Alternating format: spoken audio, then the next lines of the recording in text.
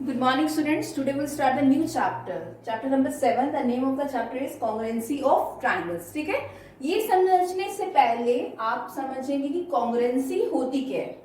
Congruency क्या होती है? कोई भी ऐसी डायग्राम जिसकी शेप और साइज सेम हो, उसको वो क्या होती है? कॉन्ग्रुएंसी. उससे मैं उसकी कॉन्ग्रुएंसी के बारे में पता चल जाता है. ठीक है, जैसे मैं एक स्क्वायर ड्रॉ करती हूँ और एक और स्क्वायर है, इनकी दोनों की शेप सेम है और साइज भी दोनों का सेम होना चाहिए. इट मीन्स दैट अगर मैं इन दोनों को आपस में ओवरलैप करती हूँ तो लगे ये एक ही स्क्वायर है. ठीक है, और एग्जांपल्स लेते हैं, जैसे ट्रायंगल्स की एग्जांपल लेते हैं. तो ये दो ट्रायंगल्स लिए, ठीक है, तो इनकी जो शेप है और जो साइज है वो क्या होना चाहिए? सेम होना चाहिए. अभी मैंने बताया अगर आपस में ओवरलैप करें तो लगे एक ही ये ट्रायंगल है. ठीक है, अब हम समझते हैं लाइन सेगमेंट की कॉन्ग्रुएंसी के बारे में. तो लाइन सेगमेंट मतलब मान लीजिए एक लाइन लेती हूँ मैं. ठीक है, लाइन सेगमेंट क्या होता है? Which have two end points. अगर 7 सेंटीमीटर की लाइन लेती हूँ, दूसरी लाइन भी 7 सेंटीमीटर है, तो ये भी क्या हो गई? कॉन्ग्रुएंसी को शो करती है. ओके, तो ये लाइंस क्या होंगी? कॉन्ग्रुएंट होंगी. और उसके बाद अगर मान लो एक लाइन मैंने ऐसे लिया, ये 7 सेंटीमीटर है, और एक लाइन ऐसे ले ली है, वो 7 सेंटीमीटर है, तो ये तब भी ये दोनों क्या होंगी? कॉन्ग्रुएंट होंगी. बिकॉज किससे पता चलता है इसकी कॉन्ग्रुएंसी का? लाइन सेगमेंट का लेंथ से.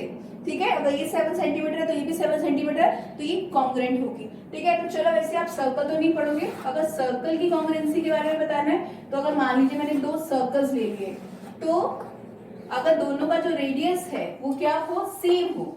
ठीक है, तो उससे भी हमें सर्कल की कॉन्ग्रुएंसी जानने के लिए उनका जो रेडियस है वो सेम होना चाहिए. मान लीजिए 4 सेंटीमीटर है, तो ये भी अगर 4 सेंटीमीटर है तो सर्कल की कॉन्ग्रुएंसी के बारे में हमें पता चलता है.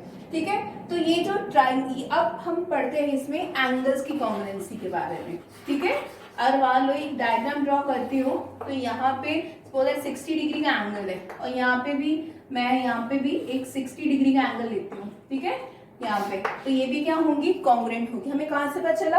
यहाँ से. इसकी लेंथ के नहीं देखना है आपको, क्या देखना है? एंगल्स देखना है. दोनों एंगल 60 डिग्री है, तो ये भी हम कॉन्ग्रुएंसी के बारे में ही इसको बोलेंगे. ठीक है, अब हम इसके में पढ़ते हैं कि कॉरेस्पॉन्डिंग क्या होते हैं और कॉन्ग्रुएंसी ट्रायंगल्स की कैसे जाननी है वो देखते हैं हम इसमें. चलिए अभी करते हैं congruency of triangles. But congruency of triangle समझने से पहले हमें कॉरेस्पॉन्डिंग समझते हैं. ठीक है, कि कॉरेस्पॉन्डिंग क्या होता है. ये अगर आप अच्छी तरह करते हो ये चैप्टर, तो ये आपका 9th क्लास में भी ज्योमेट्री में ये चैप्टर्स है, तो आपको अच्छी तरह समझ आ जाएगा. ठीक है, तो मान लो मैं दो ट्रायंगल्स लेती हूँ, सपोज दैट ABC ले लिया, और यहाँ पे एक बार मैं ट्रायंगल ड्रॉ नहीं करूंगी, सिंपल इजीली समझाती हूँ, और एक ट्रायंगल ले लेते हैं, सपोज दैट PQR. ओके, तो कॉरेस्पॉन्डिंग जानने के लिए, जैसे अगर यहाँ पे बात करते हैं AB के कॉरेस्पॉन्डिंग कौन है? दैट इज AB लाइन की कॉरेस्पॉन्डिंग कौन है? PQ. ओके, अब यहाँ इसकी बात आती है BC की कॉरेस्पॉन्डिंग कौन होगा? QR. BC लाइन सेगमेंट की कॉरेस्पॉन्डिंग कौन है? That is QR. ठीक है, फिर उसके बाद AC जो है इसकी कॉरेस्पॉन्डिंग कौन है? That is PR. ठीक है, ये आपको कॉरेस्पॉन्डिंग का भी पता होना चाहिए, एग्जैक्टली कॉरेस्पॉन्डिंग होता क्या है. उसके बाद हम एंगल्स की बात करेंगे, किसके कॉरेस्पॉन्डिंग कौन सा एंगल है. जैसे यहाँ पे A है, एंगल A के जो कॉरेस्पॉन्डिंग है ये कौन सा है? That is angle P. अब एंगल B के कॉरेस्पॉन्डिंग कौन है? Angle Q. और इसके बाद एंगल C के कॉरेस्पॉन्डिंग कौन है? That is angle R. ठीक है, ये आपको एग्जैक्टली पता होना चाहिए. अब वो करने के लिए अब कॉन्ग्रुएंसी पे आते हैं. अगर दो ट्रायंगल्स बनाती हूँ मैं, ठीक है, दिस इज ABC, और एक और ट्रायंगल बनाते हैं, दिस इज PQR. ओके, तो कॉन्ग्रुएंसी जानने के लिए सबसे पहले सपोज दैट ये साइड और ये साइड इक्वल है, तो AB आप लिखते हैं AB is equal to PQ, और ये साइड इक्वल है, so you can say AC is equal to PR, और ये साइड इक्वल हो, BC is equal to QR. तो तीनों साइड्स इक्वल हो गई, तो जो ट्रायंगल है वो हमारा कॉन्ग्रुएंट हो जाता है. अगर तीनों साइड, ये साइड इसकी इक्वल, ये साइड इसकी इक्वल और ये साइड इसकी इक्वल है, तो ट्रायंगल को हम कॉन्ग्रुएंट कह सकते हैं. Then you can say that, यहाँ पे लिखेंगे in triangle ABC and the triangle that is PQR.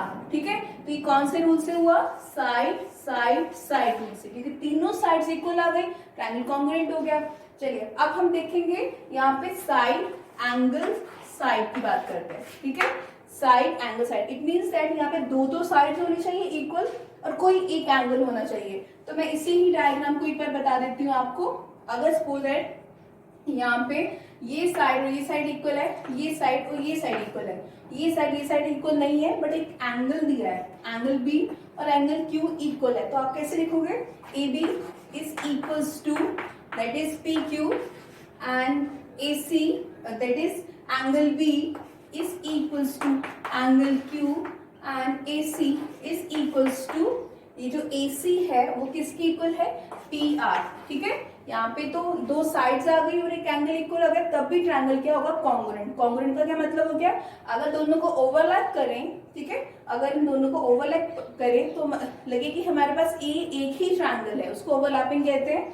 अब उसके बाद एक और रूल है, that is angle side angle.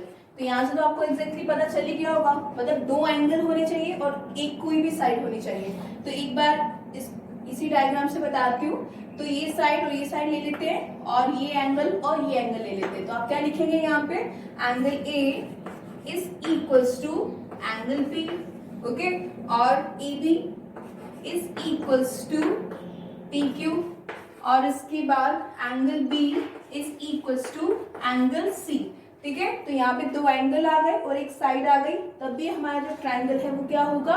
Congruent होगा। मतलब कॉन्ग्रुएंसी प्रूव करने के लिए ये जो रूल्स हैं ये एग्जैक्टली आपको पता होना चाहिए। एक और रूल है दैट इज RHS रूल, वो कब करवाते हैं। तो RHS रूल के लिए हमें दो राइट एंगल ट्रायंगल्स चाहिए। राइट एंगल ट्रायंगल कौन से होते हैं? जो 90 डिग्री का एंगल बनते हैं। यहाँ पे देखिए ऐसे, यहाँ पे एक गिवन है कि यहाँ पे सपोज दैट इसका ना A B C और this is your P Q R है, ओके। तो मुझे RHS रूल से बताना है ट्रायंगल्स कॉन्ग्रुएंट है। तो यहाँ पे एंगल B पे 90 है, यहाँ पे भी Q पे 90 है, तो आप लिख देंगे angle B is equals to angle Q each 90, okay. तो ये ट्रायंगल में ये परपेंडिकुलर होता है, ये हाइपोटेन्यूस होता है। तो ये अगर ये इक्वल है तो आप लिख देंगे यहाँ पे AC is equals to PR, okay. और कोई एक साइड, या तो ये साइड हो इसके इक्वल या ये साइड इसके इक्वल हो, ठीक है। तो मान लीजिए ये साइड और ये साइड इक्वल है, तो आप लिख देंगे AB is equals to PQ।